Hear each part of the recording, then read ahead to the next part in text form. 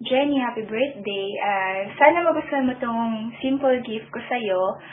Madaming tumulong sa akin para maging posible itong ibibigay namin sa'yo. Sana maging masaya ka sa birthday mo. 22 years old ka na. Kaya dapat mas mature ka na. And sobrang nagpapasalamat ako sa magandang pagkakaibigan natin. And sana matupad mo na yung mga pangarap mo, ang makapasa sa NLEX at makapunta sa ibang bansa para makapagtrabaho. Maraming salamat sa lahat. At saka, you're the best friend actually sister, you're the best sister na meron ako. Sana magustuhan mo itong mga susunod mong makikita. At saka, gusto kong malaman mo na we are very proud of having you as our friend. Ingat! Ano ang unang papasok sa isip mo pag narinig mo ang pangalan Jenny Del Socorro? Jenny. Sweet and sexy. Wow! Yes. Sweet and sexy. Friendly and very generous. That is Jenny. Very Jenny. Very Jenny. So, alam mo ba na birthday niya sa November 30? Oo naman. Actually, 29 pa nga lang, binati ko na siya eh. Ako may pangalawa. Pangalawa nakabati sa akin. Yun. And then, final gift na ba? Ayun, masasabi ko lang Jenny, happy birthday and yan, more blessings to come and more birthdays to come. Good luck sa career and sa lahat. Yun lang. Bye. Describe Jenny in 3 words. Ayun, describe Jenny in 3 words. Lovable, sweet, saka, friendly. Tapos, yun, sobrang, bait ni Jenny, saka sobrang lamig i-approach sa tao. Alam mo ba na birthday niya sa November 30? Oo naman, grabe, Jenny. And, yun, Jenny, happy birthday. Grabe, tumatanda ka na, 20 ka na. Tapos, ayun, sobrang thank you sa friendship na nabuo sa akin. Sana, mas lalong makilala pa kita. And sana, salamat din sa bonding natin. Happy birthday, love you, miss you, mwah. Anong karakteristik ni Jenny ang ina-admire mo?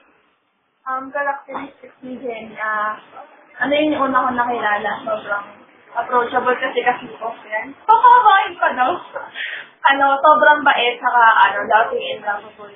Siyempre, sexy, matalino, lovable pa. Pwede mong takbuhan pag may problema ka. Alam mo ba na birthday niya sa November 30? Oo naman, alam na alam ko, nakalagay na sa calendar. Gaysaan, sa bulletin board na natin. Jen, happy birthday. Sobrang namimiss na kita. Kasi, yun, hindi na tayo masyadong nagkakwentuhan. Sana yun, kung ano man meron sa atin ngayon, hindi ko alam kung ano. Basta sana bumalik na tayo sa dati, yun, sana maging masaya ka sa birthday mo. Yun, happy birthday, and bukas, sana maging maganda yung araw mo. And sana maraming bumati sa'yo, yun. Kung ano man yung mga plans mo, sana matupad mo. Yung mga wishes ng mga friends mo, sana matupad mo. Sino si Jenny para sa'yo?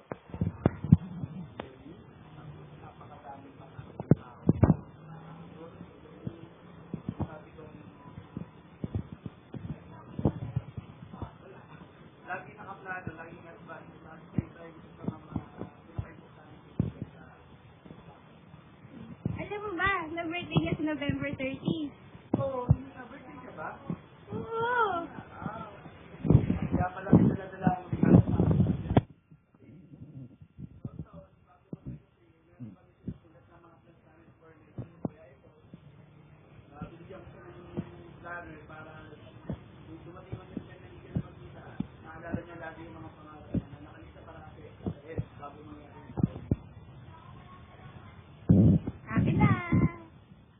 Linya na pag narinig mo ay masasabi mong Jenny.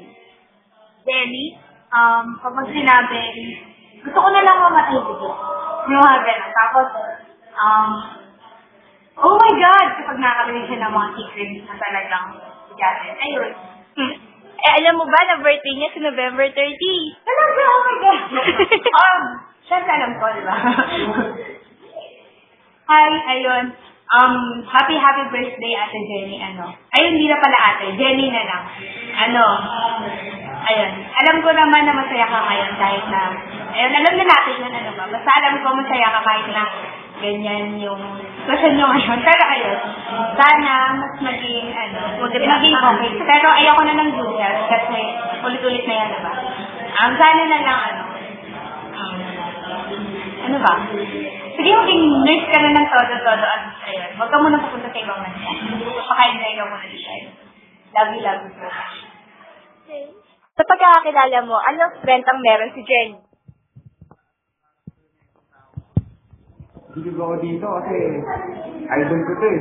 Para so that siya yung taong malalapitan mo pag may problema ka. Ayun. Eh, alam mo ba na birthday niya sa November 30? Ha? Birthday niya? Hindi ko nga alam eh. Hindi mo nga pinaalala sa akin yun eh. Anyways, happy birthday Jenny. Thank you sa lahat. Sana maging mabuti ka pang tao at sana huwag pababayaan sa sarili mo. Good luck sa magiging work mo and we love you. Ano ang isang bagay na pag naisip mo, si Jenny ang maiisip mo? Siguro po merong isang bagay na naiisip ko kapag si Ate Jenny, siguro yun yung badminton racket. Alam mo ba kung bakit? Bakit? Kasi sobrang gusto mag-badminton. Kahit sinalo ko siya ng 2 beses, parang sa akin, magaling pa rin siya. Tulong niya sa akin na dapat yung mga technique pala na sinuturo niya sa akin, ikakaiba. Kaya ang daming tao ng badminton racket, talagang naisip. Naalala ko. Eh, alam mo ba na birthday niya sa November 30? Birthday na ba? Oh my God, birthday niya pala sa November. Happy birthday! Hello? Birthday mo pala. Hindi ko alam, pero joke lang. Alam mo birthday mo. Thank you muna yung buhok mo. Ito, ayan. So, happy birthday Ate Jenny. Sana huwag ka magbabago sa amin. Sana nandiyan ka palagi kapag may problema ako. Kailangan ko ng tulong, mga advice, sana nandiyan ka lagi. Yun lang. Happy birthday.